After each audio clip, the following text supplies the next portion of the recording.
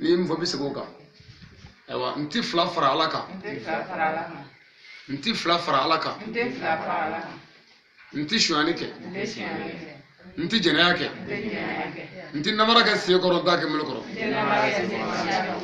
nden faga ni kira muhammadu ibn bare mamina la belum bake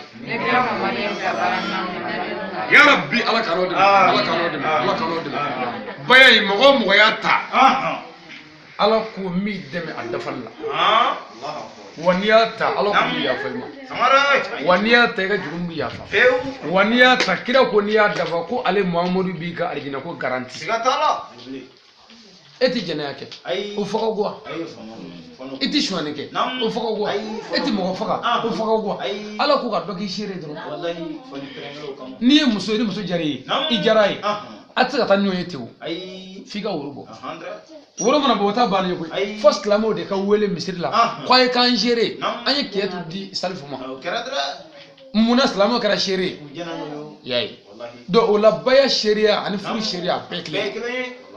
ala kami sawu sallallahu alaihi wasallam